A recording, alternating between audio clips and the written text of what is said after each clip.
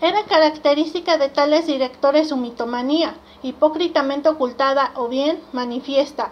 Eran y seguramente son proclives a la sutil autoalabanza. Creían que la frase del ritual, benditos sean los que les amen y les sirvan, entre paréntesis, a los maestros, se refiere solamente a ellos. Asimismo, consideran que solo ellos y exclusivamente ellos sirven a los maestros, por lo que afirman que son y seguirán siendo un peligro los misioneros antiguos, con lo cual realmente buscan tener instructores que se plieguen a sus caprichos y formas de pensar. Cada vez que aparece algún nuevo hipócrita fariseo, que como es natural se cree iluminado, siempre ataca a los misioneros antiguos, ensañándose con los de Suramérica. Es evidente que los misioneros más antiguos son nuestros maestros, Litelantes y Samael Aumber, y precisamente vienen del sur.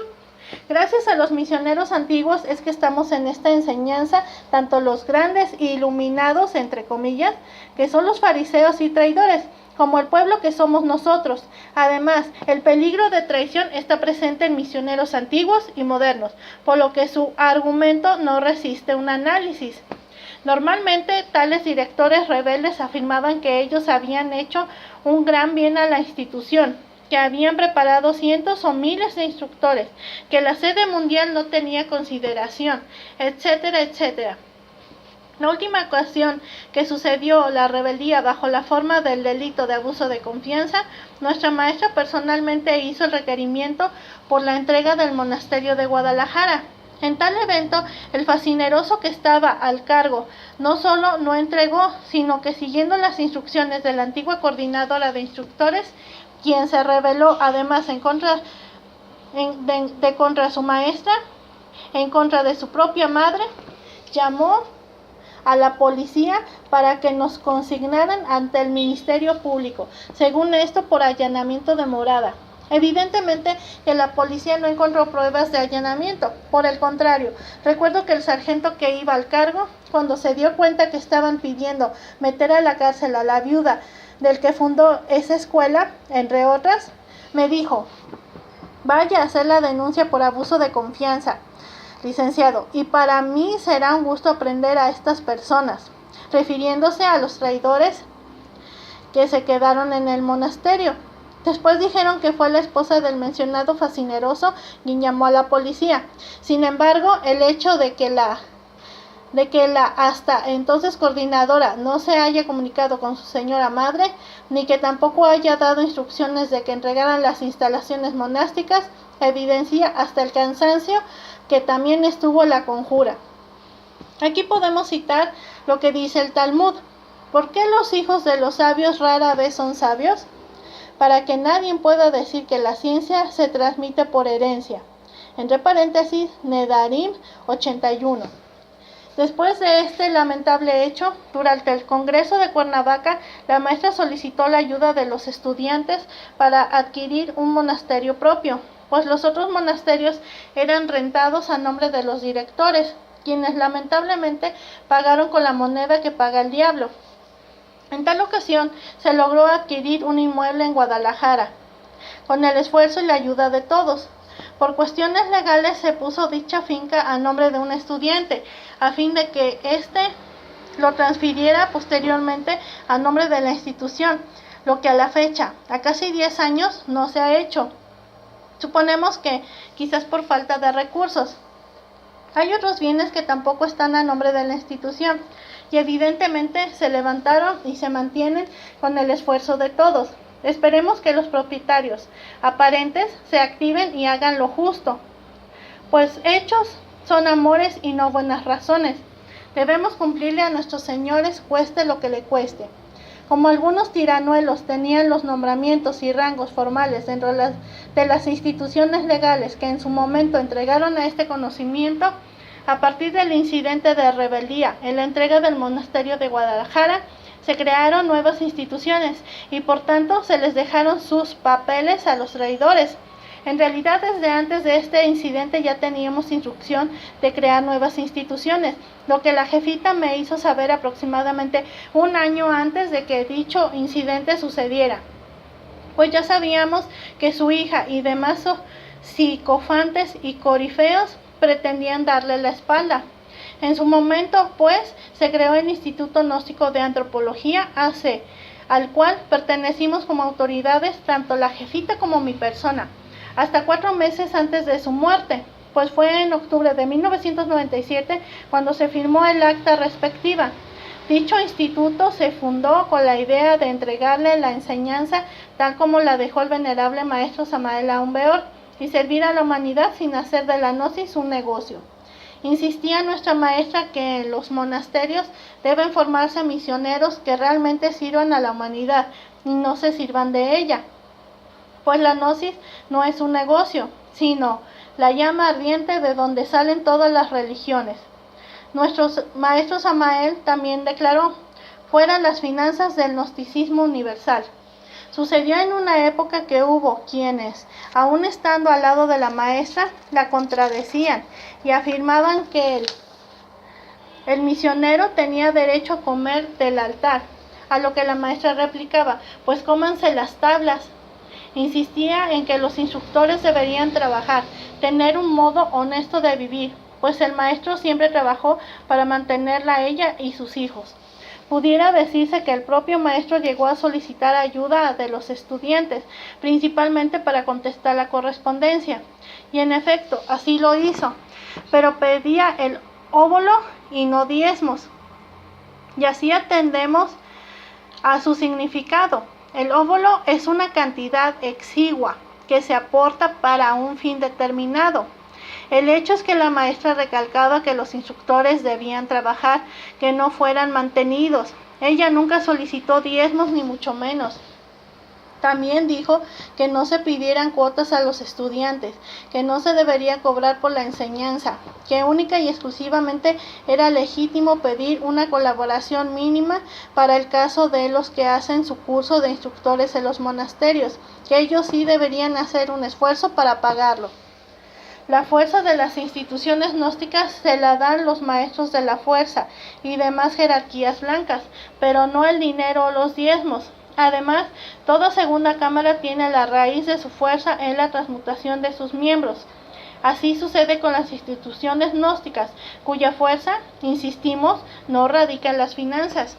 En fin, nuestra maestra reiteró hasta el cansancio que no se debían pedir cuotas a los estudiantes, pero que si estos de buena voluntad querían cooperar para los fines comunes, era bienvenida tal colaboración. Solamente en ocasión de la compra de un monasterio propio en Guadalajara, me consta que ella pidió la ayuda de los estudiantes. Insistió también la maestra en que los instructores deben entregar la enseñanza con amor, pues así la entregó el maestro, que no deben tratar ofensivamente a los estudiantes, que no deben sancionarlos o expulsarlos, sino por ofender a las mujeres del grupo o hablar mal de la enseñanza o de los maestros, o bien por faltas graves de respeto contra los instructores. Recordemos las palabras de nuestro señor Samael, cuando en su curso zodiacal refiere lo siguiente en su dedicatoria: ya las escuelas dieron lo que debían dar. Los centros de sabiduría se convirtieron en aulas de negocio, cada una con su tiranuelo que prohíbe a sus adeptos y dirigidos que se lancen a la búsqueda del saber. Aquí las prohibiciones, allí las excomuniones y amenazas, y siempre van dejando para mañana ya la palabra de pase, el amuleto que salva, el non plus ultra de los secretos que ninguna otra escuela posee, y estos ansiosos aguardan por centurias los secuaces empedernidos. Nosotros no queremos idólatras de amos, ni nos interesan los secuaces, nosotros postes de indicación, así que no se apeguen a nosotros, porque nuestra labor no es proselítica. Indicamos con pensamiento lógico y concepto exacto el camino a seguir, para que cada cual llegue hasta su maestro interno, el que mora en silencio dentro de cada uno de ustedes. Les informamos que la sabiduría pertenece al íntimo y que las virtudes y los dones no son asunto de poses ni de fingidas mansedumbres, sino que ellas son realidades terribles, que nos convierten en poderosos y gigantescos robles para que se estrellen contra nuestra recia personalidad los vendavales del pensamiento, las amenazas de los tenebrosos, la envidia de los tiranuelos y la contubernio de los malvados. La instrucción que de rigor daba nuestra maestra a los misioneros era que entregaran el conocimiento tal como lo entregó el maestro. Pues desafortunadamente algunos gustan de mezclar otras enseñanzas esotéricas o interpretar la enseñanza del maestro según su propio cristal egoico con que la miran. El maestro Samael ya develó lo oculto. Es completamente absurdo develar lo develado. En efecto, el maestro escribió para todas sus gentes, sin distinción de sexo, raza, nacionalidad, religión o creencia, etc. Según tantas veces lo afirmó, pues el sol sale para todos y el Cristo nos ama a todos por igual. Por ello se encarnó en nuestro bendito Señor Samael, para entregar las claves de que cualquier ciudadano puede aplicar para lograr la autorrealización íntima del ser. La venerable maestra Litelantes fue muy clara cuando dijo: nuestro Señor Jesucristo entregó la enseñanza y el maestro Samael la explicó.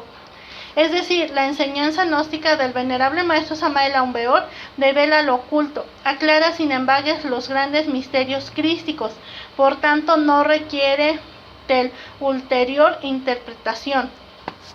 Los procesos de meditación, oración y alquimia fueron sencilla y sabiamente explicados por el venerable maestro Samael. No necesitan adicionales cargas que nosotros mismos no estamos dispuestos a llevar. Por último, también dijo la maestra que no se deberían llamar misioneros, sino instructores, que misionero es una palabra muy elevada, que el instructor habría de ganarse el nombre de misionero. Estos párrafos de la citada dedicatoria del curso zodiacal nos resumen lo que los maestros realmente buscan al entregar la enseñanza. No nos interesan los dineros de nadie, ni nos entusiasman las cuotas, ni las aulas de ladrillo, cemento o barro, porque somos asistentes conscientes a la catedral del alma, y sabemos que la sabiduría es del alma. Las adulaciones nos fastidian y las alabanzas solo deben ser para nuestro Padre que ve en secreto y nos vigila minuciosamente. No andamos en busca de seguidores, solo queremos que cada cual se siga a sí mismo, a su propio maestro interno, a su sagrado íntimo, porque este es el único que puede salvarnos y glorificarnos. Yo no sigo a nadie, por tanto nadie debe seguirme a mí. Los hombres prodigan sabiduría humana y nuestro Padre el pan de vida. La verdad es la que os hará libres. Aquel que lo sigue se convertirá en caudillo de sí mismo y en bienaventurado. No queremos más comedias, ni más falsas, ni falsos misticismos, y escuelas falsas. Ahora queremos realidades vivientes, prepararnos para ver, oír y palpar la realidad de esas verdades. Empuñemos la espada de la voluntad para romper todas las cadenas del mundo y nos lanzamos intrépidos a una batalla terrible por la liberación, porque sabemos que la salvación está dentro del hombre.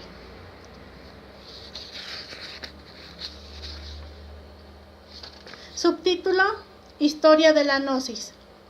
La Gnosis se pierde en la noche de los tiempos, como el mismo maestro Samael lo señala, pero podemos considerar que como movimiento gnóstico, es decir, como gnosticismo, surge en los primeros 6 siglos de la era cristiana.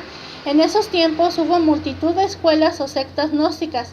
Esta es una realidad histórica. También es una realidad que los gnósticos fueron los primeros en aplicar la filosofía griega, principalmente neoplatónica, al cristianismo.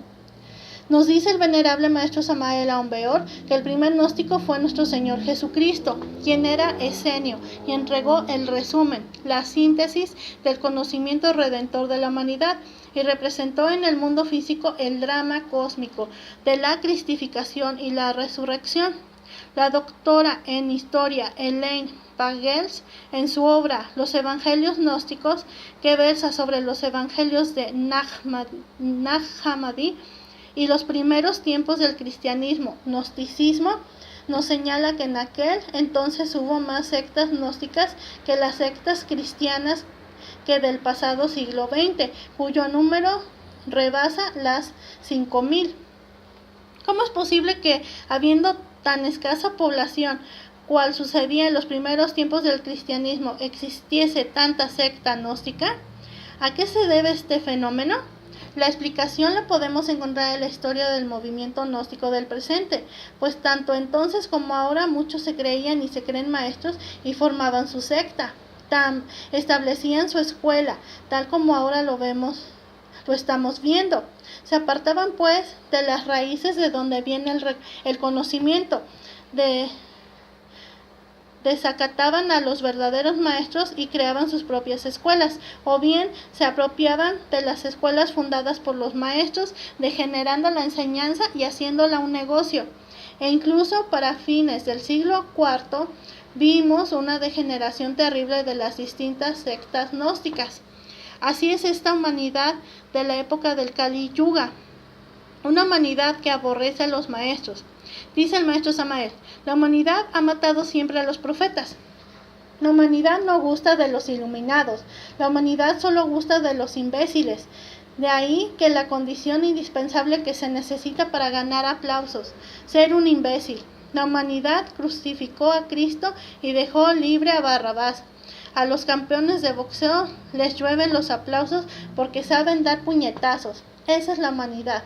Estamos viendo al inicio de este milenio cómo los artistas son los ídolos y las grandes personalidades. Así también ha sucedido dentro del movimiento gnóstico. Los artistas, aquellos que les gusta el show, aquellos que les dicen a los estudiantes: son ustedes maravillosos, son ángeles encarnados. Yo veo que usted es hija de fulano ángel, y usted es hijo de un arcángel, y usted hijo de otro arcángel, etc. Esas personas que gustan de engañar a la gente son las que logran sacar dinero y organizar escuelas muy bien montadas, y se hacen pasar por grandes maestros utilizando la enseñanza del Avatara. Vemos pues que los bribones del intelecto continúan dentro de la gnosis. No es cierto que los bribones del intelecto sean exclusivamente los que están fuera de la gnosis. Ya eran bribones intelectuales y lo siguen siendo, solo que ahora emplean la enseñanza regeneradora para sus bribones fines. Esto ha sido muy evidente. La raíz de las disensiones y de la multiplicación de sectas en la época del gnosticismo cristiano o postecristiano, y la raíz de las disensiones que han existido en el pasado siglo es la gnosis del siglo XX, la que nos vinieron a entregar nuestros queridos maestros Litelantes y Samael Aumbeor. Sigue siendo la misma: el orgullo, la vanidad, el considerarnos superiores a los maestros. Todos nosotros tenemos dentro un 97% de personalidad demoníaca, y si fuera por el demonio, por el ego que nosotros tenemos dentro, él mismo se sentaría en el trono del Altísimo y lo arrojaría de su solio. El ejemplo lo tenemos con Luzbel, quien se rebeló contra Dios nuestro Señor para sentarse en el trono del Altísimo, de su Padre, porque se creía más grande y con más méritos que él, solo que encontró un escollo, la propia voluntad del Altísimo y la de Michael y sus huestes. Todos nosotros tenemos un Luzbel en nuestro interior. El maestro Samael nos dice muy claramente que en el microcosmos interno tenemos todas las distintas partes de la logia blanca, los distintos maestros, los distintos apóstoles. Así también, dentro de nosotros, en nuestra actitud demoníaca, tenemos la representación de los distintos demonios que hay en el macrocosmos. Por tanto, tenemos al Luzbel interno y también tenemos al arcángel San Miguel o Michael interno. Nuestro Luzbel y esa hueste maligna que tenemos dentro siempre busca sacarnos de la enseñanza y pretende ser superior a los maestros. El orgullo y la vanidad hacen que nosotros nos consideremos grandes héroes, superiores a los mismos maestros que nos dieron luz y vida en esta enseñanza. El orgullo es el que nos motiva a enjuiciar las decisiones del maestro Samael. ¿Por qué dejó al maestro Samael a la maestra Litelantes al cargo de las instituciones?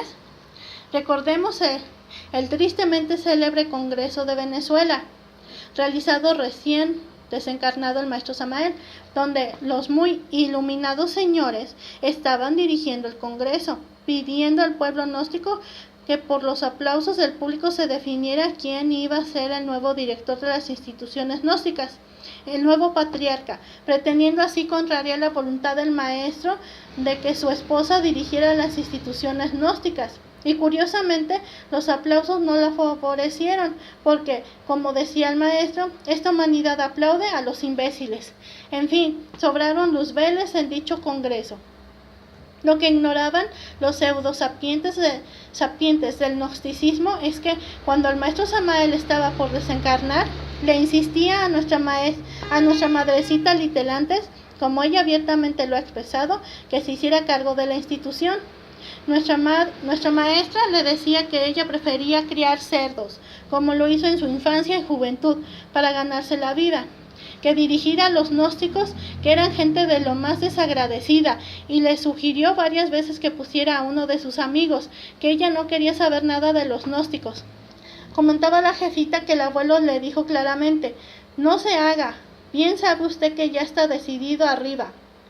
Entonces fue cuando ella dejó de objetar y hubo de aceptarle la encomienda. Muchas veces la escuché decir, por andar de habladora, es decir, por las palabras fuertes que dijo contra los sedicentes gnósticos, me tocó esta responsabilidad, solamente porque le di mi palabra a un muerto, sigo al frente de esto, porque si el abuelo se presentara, ahorita mismo le entregaba todo. Por cierto que un amigo, bromeando, le dijo a propósito de estas palabras: ¿y cree usted, Dondita, que con esas amenazas se va a presentar el maestro? Alguien me comentó en cierta ocasión: estás loco, la maestra Litelantes es una maestra común y corriente. Le dije entonces: apenas en tu obtusa mente se puede considerar eso, porque ¿cómo crees tú que a todo señor avatara le van a poner una maestra ordinaria por mujer?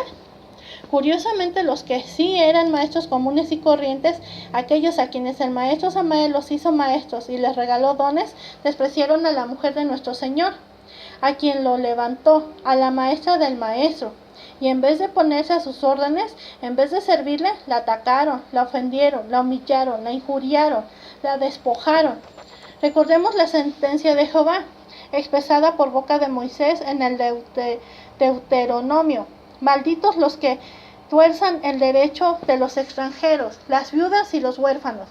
Así que, siguiendo a San Pablo, que Dios les pague según sus obras, a todos los pseudo-sapientes del gnosticismo, aquellos que le dieron la espalda a la viuda del maestro, aquellos que alteran la enseñanza de los maestros, aquellos que piden diezmos y lucran con lo sagrado, en verdad que reciban su paga. Dicen algunos que los referidos personajes siguen siendo maestros. Digamos que sí, pero de misterios inferiores. Aclaro, mis respetos para los señores de abajo, que están definidos en lo malo y no utilizan la enseñanza del maestro para atacar a su viuda, porque en realidad, de verdad, nadie está más cerca de ser un ángel que el que está cerca de ser demonio, y viceversa. Aquellos que llevaban realmente el camino para conquistar el estado angélico se fueron al polvo inverso, pues si ofenden y atacan a la esposa de su señor, ¿no se fueron acaso al polo inverso? En efecto, al polo inverso se apegaron. Ciegos guías de ciegos, esa es la cruda realidad de los hechos. ¿Dónde quedó entonces el supuesto cariño que le tenían al maestro Samael aquellos grandes señores? ¿No es cierto que se le tenga aprecio a él si desprecian a su mujer, y viceversa? ¿No es cierto que le tengan aprecio a la mujer si desprecian al marido? Moisés lo dijo primero y nuestro Señor Jesucristo lo reiteró, que en el matrimonio los cónyuges se vuelven un solo ser, una sola carne. A esto podemos adicionar que no hay excusa alguna para que los que siguen la sendera del hogar doméstico, que no se puede atacar impunemente a la esposa sacerdotisa de quien entregó la clave de el matrimonio perfecto. La realidad de las cosas es que la historia de la gnosis del siglo XX es una repetición de lo que sucedió en los primeros siglos de la era cristiana, cuando los sedicentes maestros le dieron la espalda a los verdaderos maestros valentinianos, herederos de la gnosis en Alejandría, y según esto siguieron a su padre el diablo, como dijera nuestro Señor Jesucristo, y fundaron sus escuelitas. El maligno, el inverso que llevamos dentro, busca por todos los medios sacarnos de la enseñanza, y la forma más fácil es empezar por hablar mal del maestro y del instructor. y por otra parte fomentar el orgullo místico, la mitomanía. Así que uno se autoengaña y considera que se vuelve muy grande, que es maravilloso, que es un ángel encarnado y cosas de ese calibre. El maligno sabe que aquí, en esta enseñanza, no tiene futuro, porque somos 97% malignos, es decir, demonios, y evidentemente escuchamos las conferencias y leemos las obras del maestro, y somos negramente conscientes de que el único futuro real y verdadero, si siguiésemos al pie de la letra esta enseñanza, sería la muerte indiscutible y absoluta de sí mismos. Es decir, el 97% egoico que somos, y por tanto no nos interesa que el Padre interno y sus huestes angélicas sustituyan esas tinieblas que llevamos dentro. El ego sabe muy bien que no hay futuro para él en esta enseñanza, entonces busca por todos los medios hacerse pasar por santo, por ser inefable, maravilloso y extraordinario. En consecuencia, si uno es muy santo, muy exaltado, gran fariseo, gran maestro de misterios mayores, pues sencillamente se está condicionando a criticar a los otros maestros. Litelantes es un maestro común y corriente, como dijera aquel fascineroso. Así que el ego animal empieza a ofender a los maestros. Después sigue creerse él mismo maestro, y en verdad se cree maestro el ego, se cree una maravilla. El ego comienza a hacer de las suyas desde que uno entra a esta enseñanza, cuando nos damos cuenta de este profundo conocimiento, de las cosas maravillosas de la sexualidad trascendente. Dime qué clase de sexo practicas y te diré quién eres. Y decimos, qué importantes somos, nosotros sí sabemos, nosotros somos mejores que el pobre borrachito que va por la calle, o ese tonto que va a un prostíbulo. Somos mucho mejores, nosotros somos incomparablemente más elevados, tenemos este conocimiento. Luego, cuando pasamos a primera cámara, decimos que los recién llegados, pobres neófitos, no saben nada. Al pasar a la segunda cámara decimos, ¡qué maravilla! ¡Qué cosa gloriosa! ¡Qué cosa tan extraordinaria! Mira a los pobres que están apenas llegando, son unos ignorantes, pues uno ya participa en la segunda cámara, y nos creemos muy importantes, muy elevados, muy avanzados en estos estudios. Después viene el siguiente paso, cuando se tomó la decisión de ser instructor, dice uno respecto a los demás, pobres gentes, yo sí que soy un instructor, un señor misionero, soy un guerrero de acuario que voy a conquistar al mundo, soy algo maravilloso. Estos pobres, será la pobre humanidad que me toca ayudar a sacarlos de la barranca egoica en que se encuentran, del abismo en que se encuentran. Soy muy importante. Y si el instructor apenas tiene 2 o 3 estudiantes en un pueblo paupérrimo, metido por allá, en lo más extremo del país, dice, ¿cómo es posible que yo esté aquí? Tan buenas conferencias que doy, debería estar en otro lugar, en Guadalajara al menos, en vez de estar aquí con 3 gentes. Pero no importa, mi real ser es muy importante y muy elevado, más elevado seguramente que el del maestro Samael. En verdad que algunos estudiantes que llegan por primera vez a conferencias públicas tienen más pureza que muchos que llevan años sobre años en estos estudios. En realidad, de verdad, hay muchos señores encarnados en sus hijos que siguen esta enseñanza. Y normalmente no son grandes conferencistas ni altos jerarcas, sino que son gentes sencillas, que no hablan como loros de sus experiencias internas, ni explotan a la humanidad, sino que son buenos padres de familia, esos que ayudan calladamente la difusión de esta enseñanza, esos que ni por asomo pensarían mal de los maestros.